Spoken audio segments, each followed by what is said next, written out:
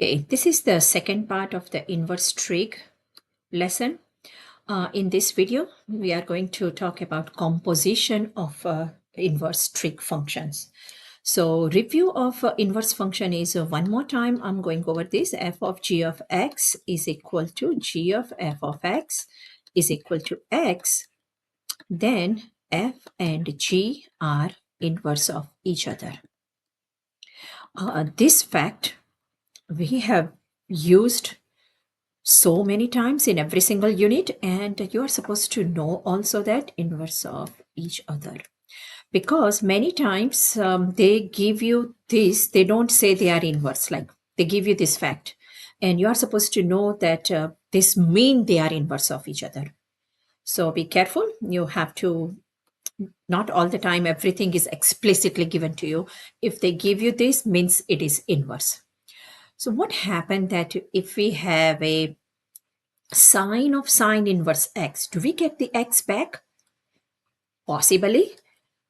True. Cosine of cosine inverse, if you can read this is the inverse. Do you get x back? So we are not looking at this, that whenever they are defined, what that mean is, if inside works, then only outside works. So you have to know that what's the domain of inside. Domain of inside is -1 to 1. If this inside work, then outside work. If you recall, in the previous unit, we talked about f walks into g and then f of g of x. If f doesn't work, g will not work. So you have to think of that way, if the first one should work. In here, domain of cosine inverse is -1 and 1. Bear with me, I'm sorry. This is -1 and 1. This is also -1 and 1.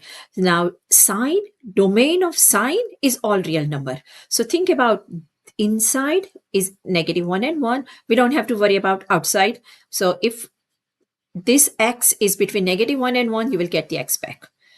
Cosine is a good guy, all real number, but cosine inverse work only between -1 and 1. So this x, you will get it back only if x is between -1 and 1. Okay, so tangent. Domain of tangent inverse is all real numbers. So this is happy, happy, happy. First row is not a big problem. Okay, so the second row, notice that the second row, they are backward. Sine inverse is outside. So I'm putting a star here because this is the one where you have to be very careful. Following equations are only true where restricted domain. You have to think of restricted domain of sine, cosine, tangent. So remember, sine x is all real number. But what was the restricted domain for this so that it works? So that's where you have to talk about restricted domain. So recall that it was true only if it is this number x is between -pi over and pi over 2. This is restricted domain is 0 to pi. This restricted domain, now let's talk about restricted domain. Remember, domain of tangent is all real number. So then we don't have to worry about this. They both will work all the time. Tangent is not a big deal. It will work all the time. These four are the one we have to watch out for them. Again, these two are also not a big deal. These are the one you have to watch out for them. So let's practice with some problems on here.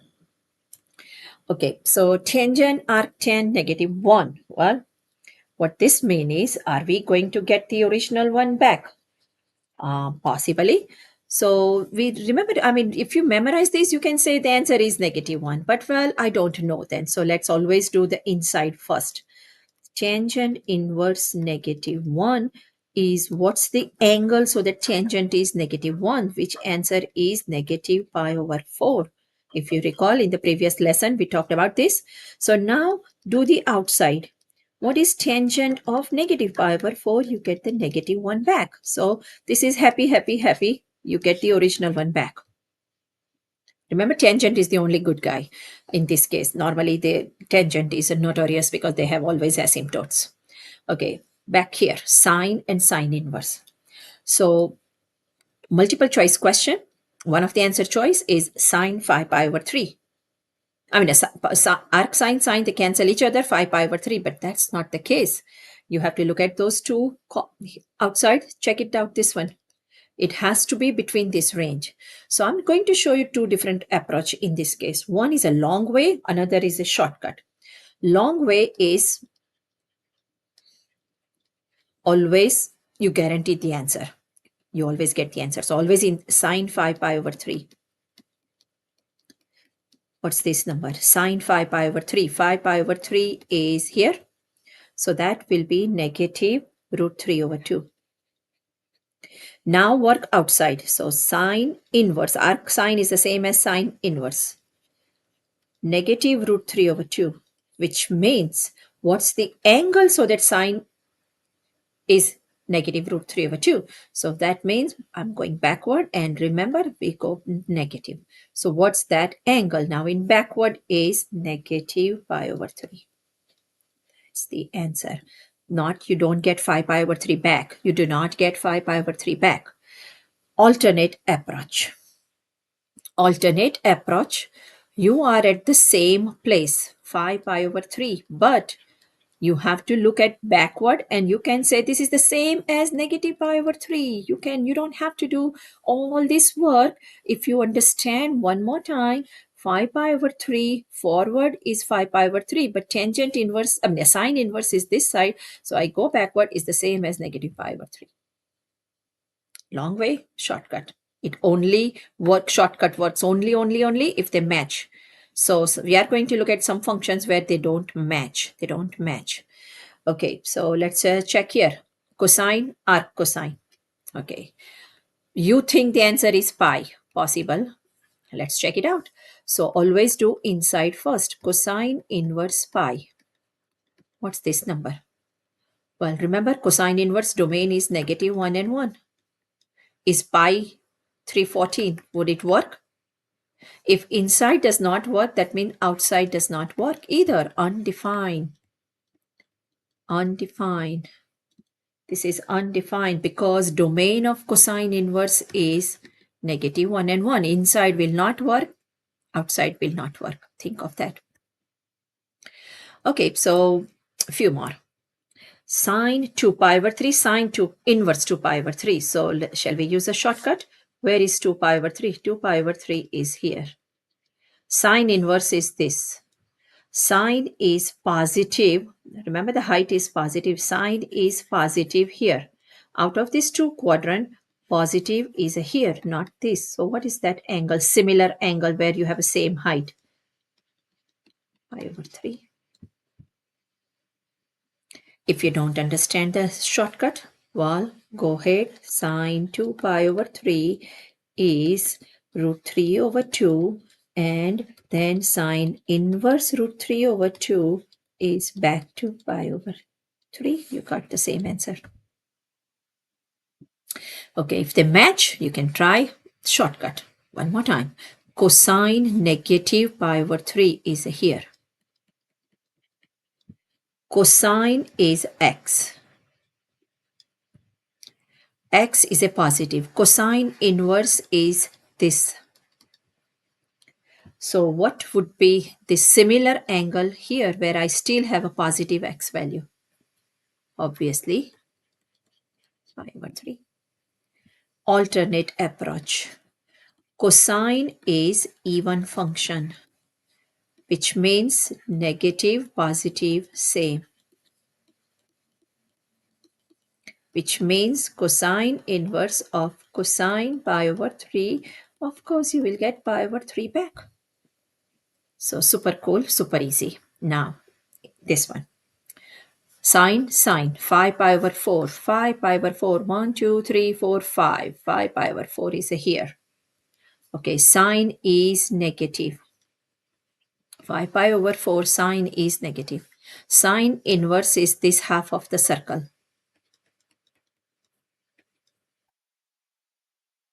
Where is a sine negative? Is this? What's that angle? Negative pi over 4. So this answer is negative pi over 4, not 5 pi over 4. Now what happens if you have some other numbers? So I'm going little sidetrack and explaining what if they do not match. What if they do not match? So giving you example. I'm clearing, write down on a side note somewhere. What will be if they do not match? Instead of cosine, this is a sine. What do you do here? Well, there is no shortcut. You have no way to match this. You have to do long way, which is sine of negative pi over 3. Sine of negative pi over 3 is negative root 3 over 2.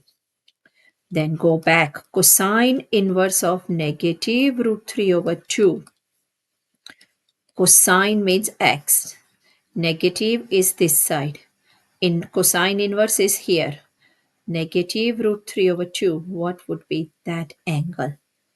Which will be 5 pi over 6. So watch out this. If they do not have a matching function, you must do long way. Please pay attention for this kind of questions.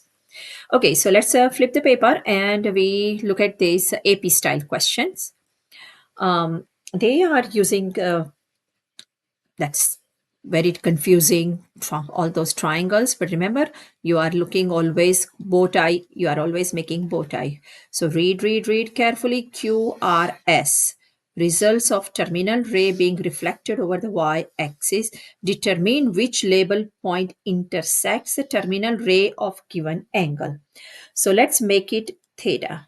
Can I say cosine theta is a x? So what would be the point? Which point it reflects to? That's asking for which label point this intersects. So clearly x is there. So this is point P. Let's say this is theta.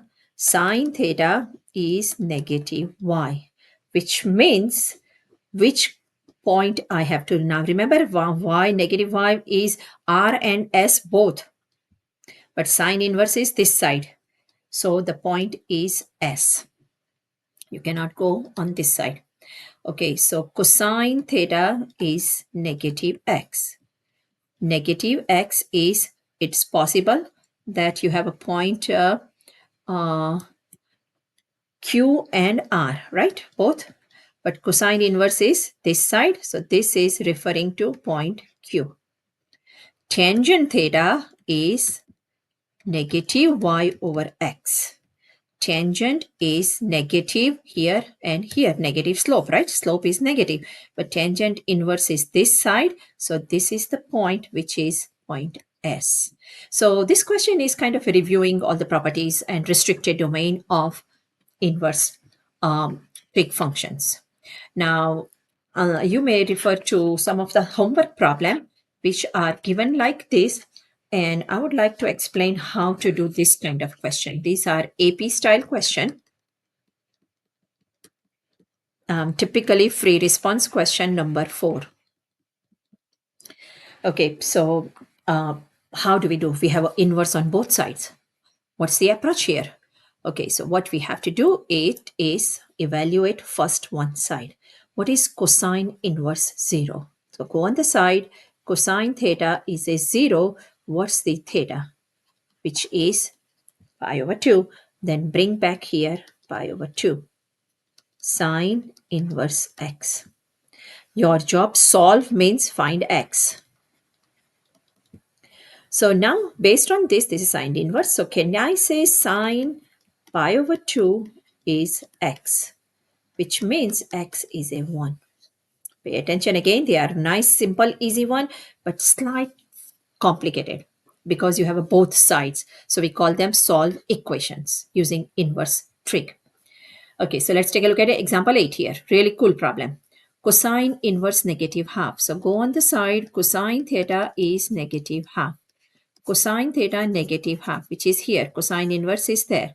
So what would be that angle? Large angle, right? And that point is 2 pi over 3.